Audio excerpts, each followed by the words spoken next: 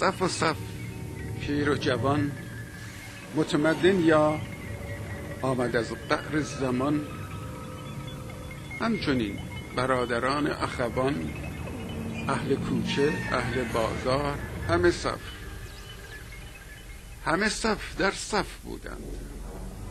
آنکه طولانی ترین بود بر راه هدف، پرسیدم از درون صف کسی را به عفو. ببخشید خواهر، صف چیست؟ صف یونجه است به پا، یا صف جوز روی به فردا و فرا؟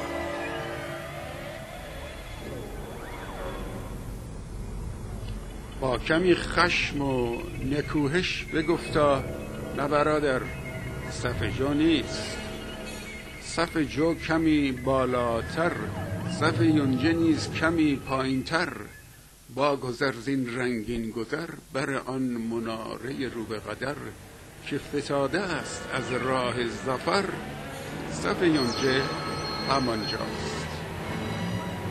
حتی اینا همه جمعند، از اینجا پیداست. و اما برادر این صف صفارای صبر است به جا. ما همه منتظرانیم بر راه.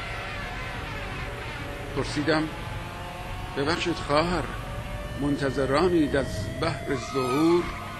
گفت نه بیشعور، ظهور بگریخت و رفت از اینجا به دور. زندیشه گسست و رفت اندر دل گور. آبرویی ندارد دیگر از برای خلق رنج دیده و صبور.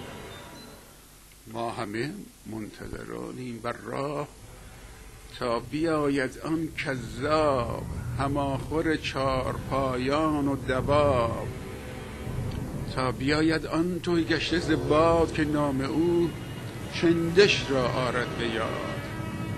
تا بیاید ز راه آن ذات عبس، و او را همگی بگیریم زیر رگبار و هدف.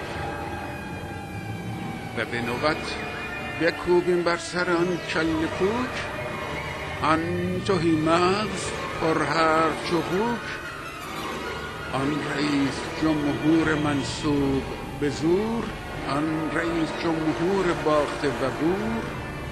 و بگوییم تک به تک آدمک، ای دلغک یا فرک، ژوکر خوشخندک، با ضرب و دف و با دنبک.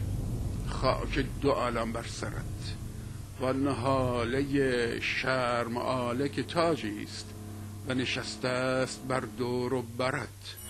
وان ار و تیزها که در آمد زان گال دهنت. 8 سال هی گفتی و هی گفتی، گل و گلاب سر زدی و خوردی. دروغ و ریا را به هم چسباندی یا بافتی. با رذالت و بسی پستی کشور را به بیگانه ها باختی. ای خاک ای خاک ای خاک بر سرت، با این همه بدبختی به جا مانده از مغز کلت.